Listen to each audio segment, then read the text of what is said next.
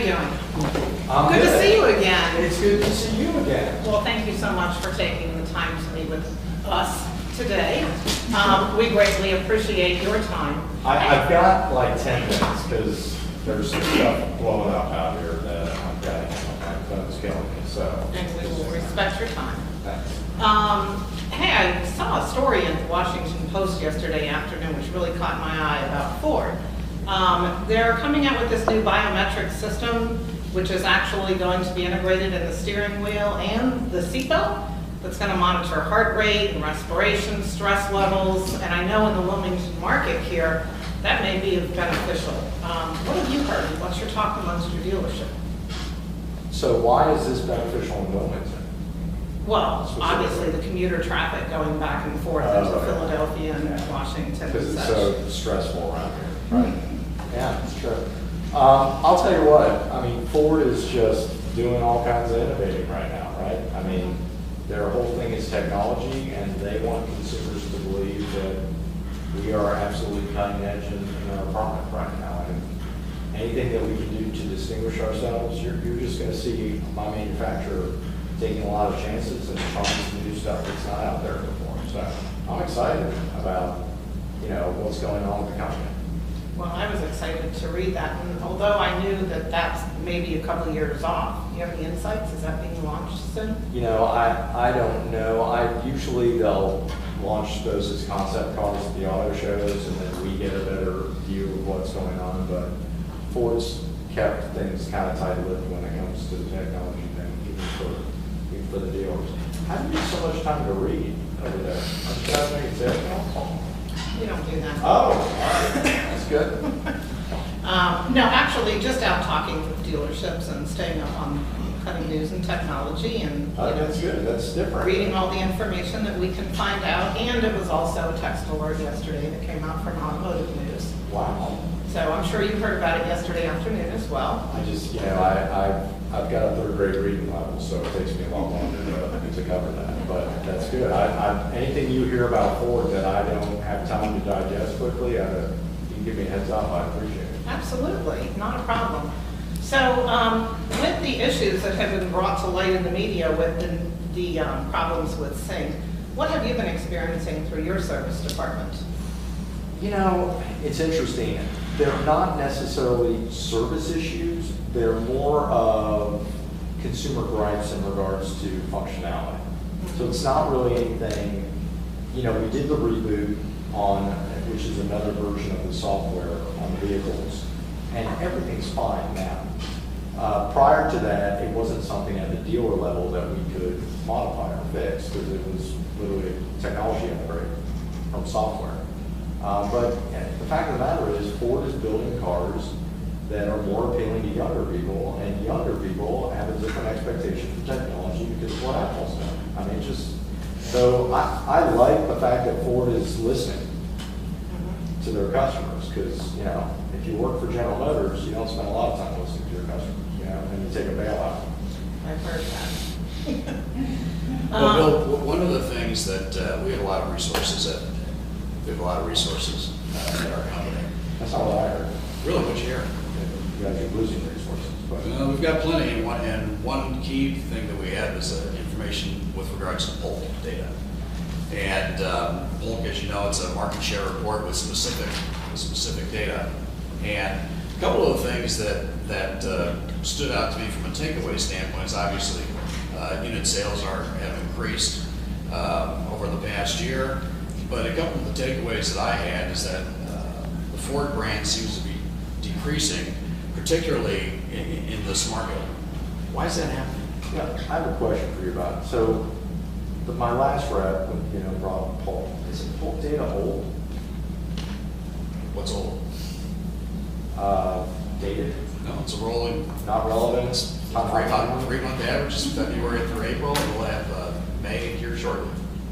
I don't know why I thought it was old. Okay, so this is February through April, which is recent. Yeah, so again, why do you think that the Ford share is decreasing here in the marketplace? I knew this because our manufacturer's rep showed us that It's slight. I mean, I think this changes as we get product. We got some good launches coming up. I think you'll see Ford gain share in this with new models. I'm expecting Escape to help offset this. We're running them all now, but I just think it's a model launch time thing. I mean, we're pretty flat. I got you. Something else that really stood out was with regards to, it seems like almost 60% of new car buyers are going elsewhere. They're going out of the market to purchase vehicles. Are you seeing that? I didn't know this. So they're going like to Jersey and Philly? Absolutely. So how important is it, obviously, to gain those folks back into your marketplace? It's huge. I mean, I'm troubled by the fact that people would drive to not do business with me. I mean, it just doesn't make sense. And clearly, this is, these are folks that we should be able to take care of. I mean, I've got selection. I've got a great service department. Our folks are far more effective as salespeople than anybody else. And, we're sharing it. People love us. Sure. Something else that jumped out is with regards to truck and SUV sales, down year over year, but the silver lining in all of that is that your truck sales were up almost 2%. How'd you do it? It wasn't through having an inventory. We've kind of been positioned as a niche for so many years. We do a good job with our salespeople. We kind of center in on that, but I'll be honest with you. I mean, I would not have thought that we would have led in trucks just based on the unit sales numbers. So I didn't realize we were making some gains there. It's not anything that we're doing that's intentional. It's just, I think it's happening more organically. From a car's perspective, down almost just over 8%. Was that an inventory issue? No, I've got more cars than the other guys do here. So it surprises me too. I mean, I've just been kind of looking at the fact that we're up in units, and I haven't really realized that we could be losing within these sectors. This is just, we don't look at our business this way. I do have to ask you a question. What's Carmen Ford doing? They seem to be having some success. Where's that coming from? You know what? I need to look at that. I haven't traditionally paid a lot of attention to that dealer. I wouldn't have thought that they're they're on the same par with us just because they don't, focus on cars like we do. They've really traditionally been more of an SUV. They heavied up on Escape and Explorer, so I don't know. I mean, I think I think they might be spending more money on digital now. Well, it's obvious to me, Bill, that despite Carmen maybe doing some things that you felt might have been aggressive in the market, you were up in sales with SUVs and trucks. And would you agree that's an area that you may want to continue to try to concentrate on? Trucks are always going to be, important for us because we make money, and I can sell $40,000 trucks all day long, so that's good business for us. So yeah, I think anything we can do to improve that is something we should be looking at. Well, it looks like from an inventory standpoint, you positioned yourself to be able to do that. Is that right? Yeah, I don't think I'm going to have any issues there. What was surprising though was the loss of market share with cars, and really that's something that I feel that it's probably eating at you a little bit. Yeah, I'm really surprised. I am. It looks like, some of these folks, well, Carmen, I'm, now concerned about where I wasn't before. And, the fact that Willis is gaining on me is shocking. it appears to me that we probably need to get a little bit more aggressive in marketing your cars. And if I can kind of show you a way to be able to go after some more floor traffic, would that be something you'd be interested in? Anything we can do to sell more cars, I'll look at. So Great. I've always focused on Porter. It looks like Carmen is obviously doing something that is something we maybe need to try to pay attention to help grow that share. Yeah, it looks like Porter and us are tied to the hip, like we're the two big ones that are taking the hits. So your inventory is still strong there. I mean, you obviously have, I guess it's almost twice the number of inventory as Carmen has.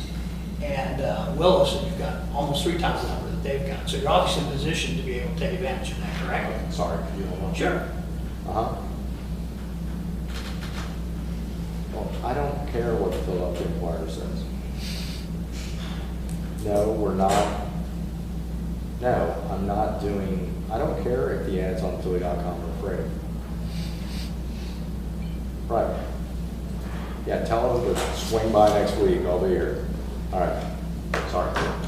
Well, hopefully we can help to offset your pain there with the Philadelphia ad.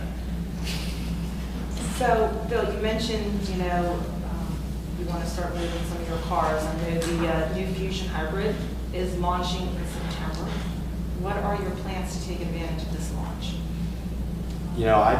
To be honest with you, I haven't really thought about it. I really want to. Something you want to be aggressive in? I think that this market is well positioned for that vehicle, and I think we're going to have stock. I think I'd like some help figuring that out, actually. Okay. So, I mean, We can definitely help you with that. Fusion and Focus are just, if we're going to make a move in cars, it's going to be those two Right. vehicles. So they're our volume guys. Okay. So, I also took a look at your inventory. I see you have about 19 2012 Escapes on your lot and only one 2013. When are you expecting the 2013 to arrive? that's a good question. So, I'll be honest with you, Porter got a lot of the allocation. I've got a waiting list on the new Escape right now that I've built by having one on the floor. Right. I've got it for 2012 so I can earn some inventory. So you have to move your 2012s out first. So it sounds like you need to put a plan together to move those 2012s so you can get your 2013s in. Yeah, I mean, I probably should have done that before. All right. Well, thank you so much for your time. You've given me a ton of information. I have a ton of homework to do. I'm going to put together a plan of action for you. Are you available Wednesday, same time, for me to come back and present the plan of action? What day did you say? Next Wednesday? I exfoliate on that day. So How's Thursday at noon? Thursday at noon is fine. You know what?